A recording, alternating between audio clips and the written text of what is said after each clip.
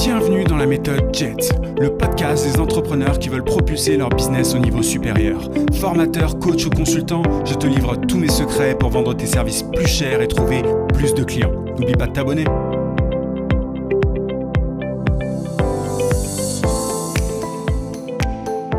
Salut, c'est Yann, j'espère que tu vas bien. Aujourd'hui, je voudrais te parler de ce que j'appelle la vallée de la mort pour les indépendants. Si tu es freelance ou si tu souhaites l'aide, si tu es consultant, si tu es coach, bref, si tu vends tes services, ça va t'intéresser. Je trouve qu'on n'en parle pas assez et pourtant c'est essentiel. C'est une espèce de situation un peu bâtarde qui peut être extrêmement dangereux pour les entrepreneurs et moi j'ai réussi à m'en sortir, mais vraiment avec de la chance. Je t'explique, c'est une histoire que j'ai déjà racontée, mais je trouve pas assez parce que c'est vraiment, c'est mortel pour beaucoup d'entrepreneurs.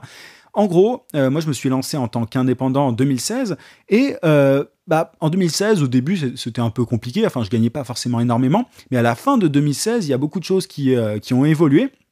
Et j'ai commencé à gagner de grosses sommes. Enfin, pendant une très courte période de temps, j'ai eu de gros contrats qui ont fait que, en fait, j'ai pété le plafond de la micro-entreprise. Alors, je ne sais plus exactement à combien c'est aujourd'hui. Je crois que c'est 70 000 sur une année pour les prestataires de services, mais je dis peut-être n'importe quoi à vérifier. Mais à l'époque, c'était 32 000 euros.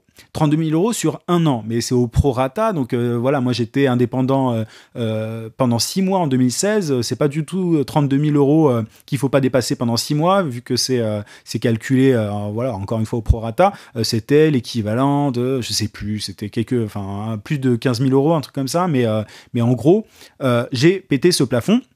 Et je m'en suis pas du tout rendu compte dès le début. Et personne ne m'a prévenu. Alors, tu vois, moi, je débarquais, j'y connaissais rien, j'étais salarié, j'avais été salarié pendant un certain temps, je me suis lancé un peu à l'arrache, je me suis mis en micro-entrepreneur sur les conseils d'un ami, j'ai pas trop fait gaffe, en fait, tu vois, à la paperasse, et j'avais pas du tout regardé cette histoire de prorata et tout, et je suis persuadé que je suis pas du tout le seul dans cette situation, je sais pas toi, je sais pas dans quelle situation t'es, mais voilà, j'avais pas trop calculé. Et du coup, je suis parti en vacances, notamment avec ma copine en janvier 2017, du coup, tu vois. Et j'ai appris, en rentrant de vacances, je sais plus si c'était en janvier, mais c'était début 2017, et j'ai appris, je crois, genre vers février ou mars, un truc comme ça, que j'avais pété le plafond et que depuis le 1er janvier 2017, j'étais considéré comme étant en entreprise individuelle. Alors l'entreprise individuelle, moi quand j'ai reçu ça, c'était la panique totale parce que j'ai commencé à recevoir plein de courriers que je ne comprenais mais absolument pas. Tu vois, on me disait oui, il faut payer 40% de ceci, cela, on parlait d'URSSAF, mais moi je savais pas du tout ce que c'était. Tu vois, je débarquais complètement. Oui, j'avais gagné pas mal d'argent fin 2016 et tout, j'étais content, mais là je me suis dit, mais est-ce que je vais réussir à tenir le coup? Est-ce que je vais pouvoir encaisser tous ces paiements? Enfin, pour le coup, c'était pas de l'argent qu'on me donnait, c'était de l'argent que je devais payer. Est-ce que j'allais pouvoir encaisser ce coût, disons? Et c'est vrai, c'était une vraie question. Et voilà, donc ça m'est tombé dessus. Je rentrais de vacances, j'étais détendu et tout. Tu vois, j'étais bien, j'avais dépensé pas mal d'argent en vacances pour me faire plaisir parce que je me suis dit, ouais, c'est bon, je suis entrepreneur, tu vois, ça marche bien. Et là, en fait, je me suis retrouvé dans une situation super compliquée où j'ai dû notamment refacturer la TVA des clients depuis janvier 2017, j'ai dû trouver un comptable, j'ai dû, tu vois, même faire un compte pro, enfin bref, c'était vraiment un bordel, et j'étais pas du tout prêt à ça. Et sur le moment, tu vois, du coup, je suis passé de 4% ou 7% d'impôts, un truc, enfin de taxes, de charges en tout genre. Moi, ce que j'appelle impôt, c'est tout ce qu'on me prend, hein, concrètement. Du coup, je suis passé de 4/7% par là, grâce à l'ACRE, parce que je bénéficiais de l'ACRE. Je m'étais lancé finalement en tant que micro-entrepreneur à 25 ans. Et là, je suis passé avec l'entreprise individuelle à 40, voire 50%, voire plus, je sais pas, parce que j'ai pas calculé en détail. Et je te promets que sur le moment, je faisais pas le fier et je me suis vraiment demandé comment est-ce que j'allais faire pour m'en sortir.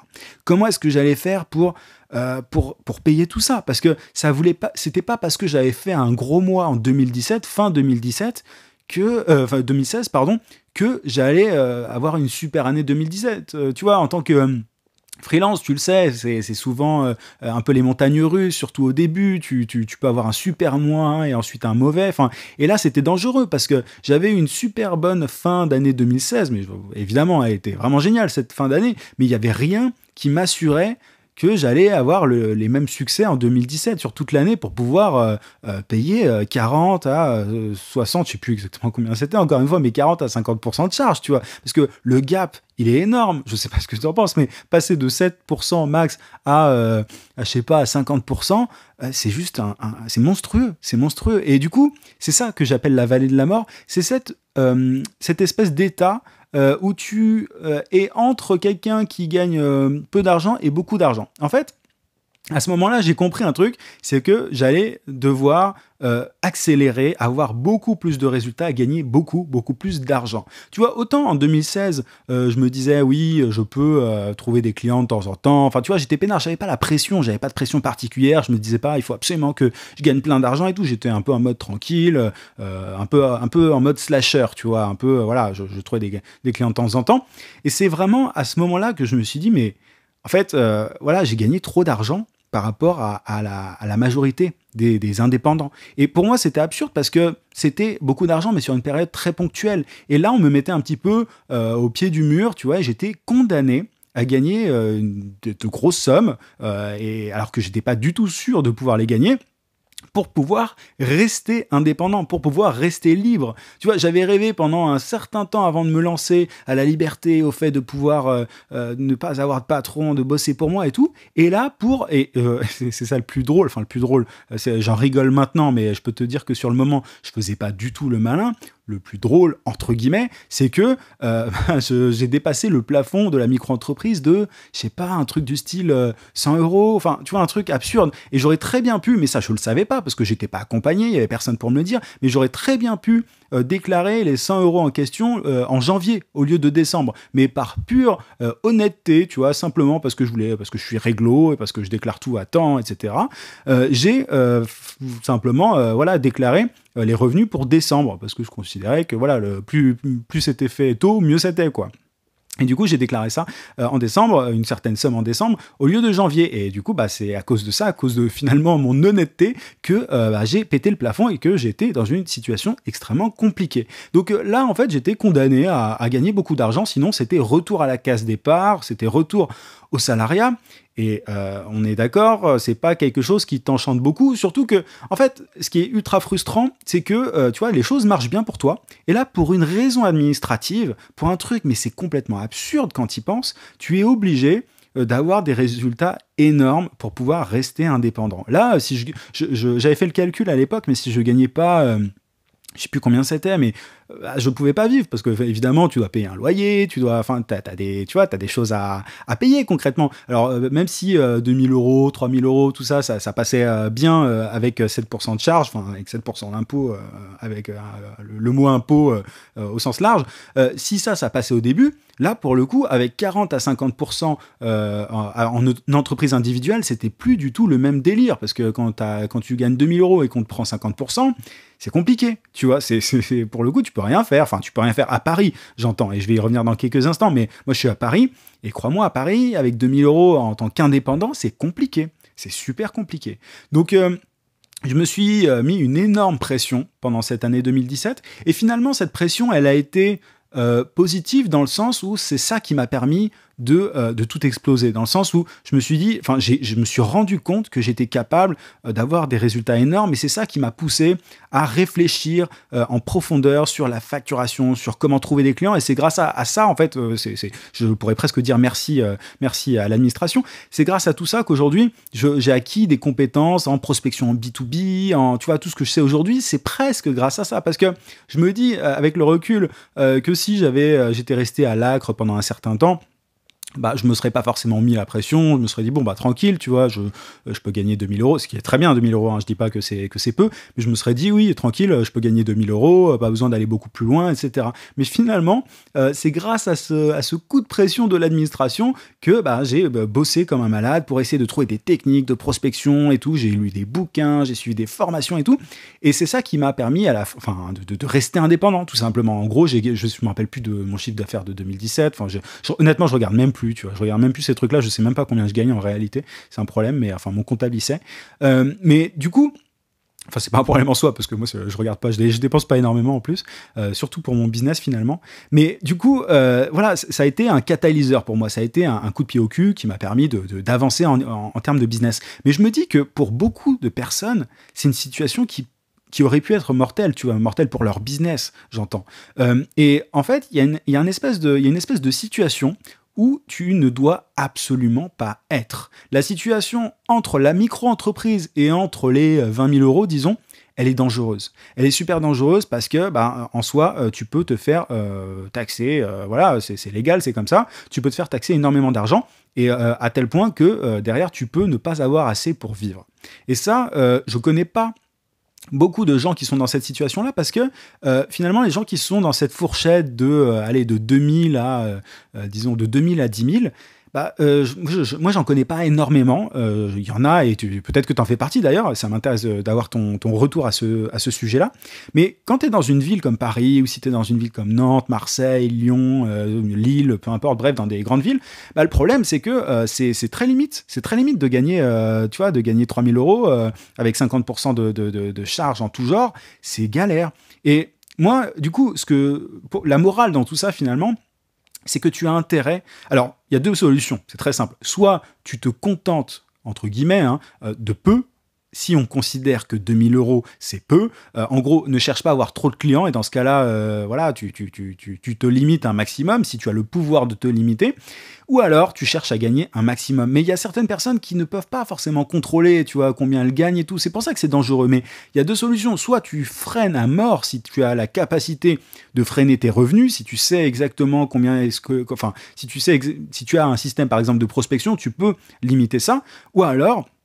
tu cherches à tout bourriner, à tout défoncer, à gagner énormément d'argent. Moi, aujourd'hui, le fait de payer 50 à 60% de charge, encore une fois, je compte même pas, c'est pas un problème parce que je gagne bien ma vie, mais ça n'a pas été évident au début, tu vois. J'ai réussi à m'en sortir, etc.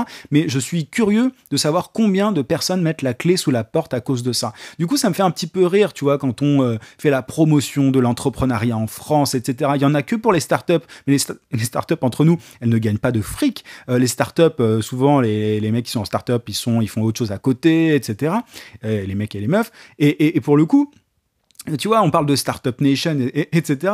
Mais quand tu es dans un business de service, tu peux gagner beaucoup plus à court terme qu'une startup et te retrouver dans une situation compliquée que ne vivent pas les startups. Parce que les startups, soit elles ne gagnent rien, soit elles gagnent beaucoup d'argent parce qu'elles lèvent des fonds. Enfin, ça, c'est le schéma classique, tu vois. C'est le schéma classique de la startup. Mais soit ils gagnent des clopinettes ou quasiment rien, enfin, pas assez pour se payer. Ou alors ils lèvent des fonds avec Xavier Niel ou De Family ou je ne sais quoi. Et ils ont plein d'argent. Et là, dans ce cas-là, c'est plus un problème et les impôts ne sont plus un problème. Mais toi, t'es pas dans cette situation-là. Si tu vends tes services, t'es dans une situation où tu peux gagner plus qu'une start-up au début et en même temps, tu vas pas forcément gagner autant qu'une start-up à la fin, tu vois, genre une start-up ça peut gagner des centaines de milliers d'euros, enfin j'exagère peut-être, mais des dizaines et des dizaines de milliers en mid-stage, je sais pas, enfin je suis pas un spécialiste du sujet, mais voilà, toi, en tant qu'entrepreneur, si tu gagnes 10 000 euros par mois, déjà, tu es très content. Et pourtant, 10 000 euros, crois-moi, c'est pas tant que ça quand tu as 50 à 60% de charge. Donc, moi, c'est vraiment un appel que je fais. Enfin, je veux vraiment te sensibiliser par rapport à ça. Soit tu te limites. Si tu vis dans une ville voilà, où les loyers sont chers, etc., comme Paris ou d'autres grandes villes, Marseille, Nantes, etc., soit tu te limites en termes de revenus, soit tu gagnes beaucoup. Et sinon, bah, tu décides de vivre dans un endroit où la vie n'est pas chère. Et c'est tu vois, pour le coup, c'est la seule solution en soi. Moi, j'en vois pas 40, mais c'est assez drôle. Enfin, drôle, non, c'est pas drôle, tu vois. Mais aujourd'hui, j'ai du recul par rapport à ça et peut-être un peu trop d'ailleurs. Mais c'est vrai que la raison pour laquelle je donne des conseils sur comment gagner plus, facturer ses clients à des tarifs premium, etc., c'est justement parce que je suis conscient de ce problème-là. Et il y a plein de gens qui se lancent en tant qu'entrepreneur, en tant que micro-entrepreneur, mais qui n'ont pas de vision là-dessus, qui ne se rendent pas compte qu'il y a une falaise, en fait, juste après. Il y a une falaise qui peut les tuer concrètement, ils peuvent tomber. Parce que voilà, aujourd'hui, peut-être que tu dis j'ai pas assez de clients, etc. Mais tu vas voir que si tu as un bon système, si tu sais trouver des clients, peut-être que tu vas en avoir trop et tu vas te retrouver dans cette vallée de la mort. Tu vas te retrouver dans cette situation extrêmement compliquée et quand tu t'y retrouves, t'as pas le choix. Soit tu te foires et tu retournes au salariat après, soit tu gagnes beaucoup plus et tu fais en sorte que ça ne soit pas un problème. Peut-être que certains vont dire que je suis catastrophiste et que voilà, mais c'est pas dans mon intérêt, tu vois. En soi, j'ai aucun intérêt à faire peur. C'est pas du tout mon but. Mais c'est vraiment pour t'alerter parce que moi, j'ai été halluciné par le manque d'informations par rapport à ça. Et même encore aujourd'hui, tu vois, bref, mon ancien comptable a fait n'importe quoi sur certains papiers. Il y a des trucs, tu peux te retrouver dans des situations de merde sans que ça soit de ta faute, tu vois. Là, en l'occurrence, on peut partir du principe que c'était de ma faute parce que je me suis pas informé, etc. Mais il faut faire super gaffe. Il faut vraiment faire super gaffe. Et aujourd'hui, moi, je fais, tu vois, même si j'ai un comptable et que je délègue tout un tas de choses, j'ai quand même mon attention qui est sur la paperasse. Tu vois, là, aujourd'hui, j'ai parlé aux impôts, j'ai parlé à mon ancienne association de gestion agréée, j'ai parlé... Bref, et c'est assez hallucinant, on se rend pas forcément compte de ça. L'idée, c'est pas de te dégoûter, de te dire, ouais, ne deviens pas entrepreneur, t'as trop de paperasse. Il y a plein de gens qui se disent ça. Pour moi, c'est le prix de la liberté, mais il faut être pragmatique, il faut être carré, et plus carré que certains comptables, plus carré que certains... Là, mon nouveau comptable actuel est très bien, je l'ai changé très récemment, mais vraiment, il y a des gens qui ne font pas bien leur boulot. Et toi, tu peux en pâtir. Le problème, c'est que tu peux en pâtir. Tu vois, là, aujourd'hui, j'ai reçu un courrier parce que mon ancien comptable n'a pas fait son boulot et du coup, on me demande des trucs et il peut y avoir sanctions, etc. Donc, voilà, attention à ça.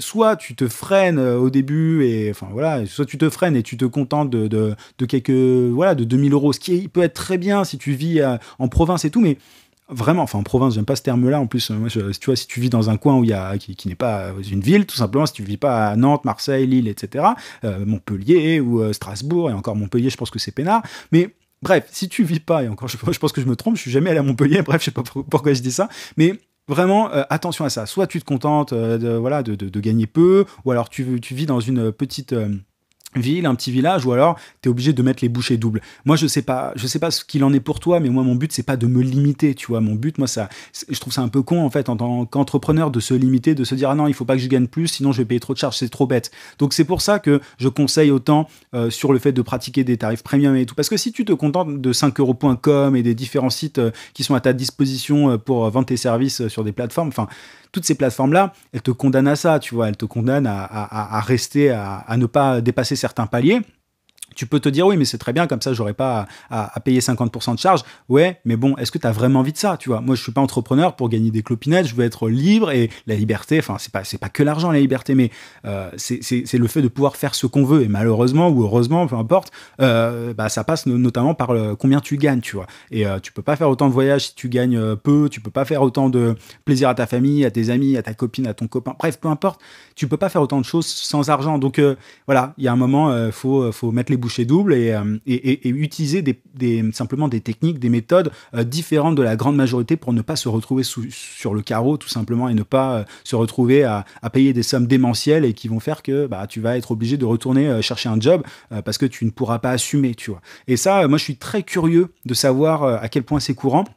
Je ne sais pas du tout à quel point c'est courant. Peut-être que ça l'est pas du tout. Peut-être que la grande majorité des gens, et c'est sans doute le cas, ne gagnent pas plus de 2000 euros et c'est possible. Mais encore une fois, voilà, qu'est-ce que tu veux, toi? Est-ce que tu veux te limiter, entre guillemets, à ça, même si, encore une fois, dans certaines régions, voilà, c'est pas pour être politiquement correct, mais je sais que dans certains coins, ça peut être bien. À Paris, 2000 euros en tant que micro-entrepreneur, en tant qu'entrepreneur, en tant qu'indépendant, c'est pas possible. Je te le dis, c'est pas possible. Enfin, tu sais si t'es parisien ou si t'habites dans une grande ville. Mais voilà, je suis curieux d'avoir ton retour sur ce sujet-là, si tu es dans cette situation. Mais pour moi, c'est vraiment une vallée de la mort. Et il vaut mieux être prévenu que de tomber dessus, de tomber dedans finalement, comme ça par hasard, comme moi ça a été le cas, tu vois, ça a été une sacrée mauvaise surprise et je te souhaite vraiment de pas tomber dedans. C'est pour ça que je voulais faire ce podcast et t'alerter tout simplement. Je te rappelle avant de te laisser que j'ai sorti un pack de formation qui s'appelle Money Plus, qui est disponible jusqu'à lundi minuit seulement. Après, il disparaîtra. Tu as accès à mes formations générateurs de clients, offres magnétiques et tarifs en or à un prix ridicule pour en gros même pas le prix d'une formation. Tu as accès à 3 formations. Tu as le lien en description. Si ça t'intéresse, dépêche-toi d'en profiter. Ça ne sera pas disponible bien longtemps. Voilà un petit peu ce que je voulais te dire aujourd'hui.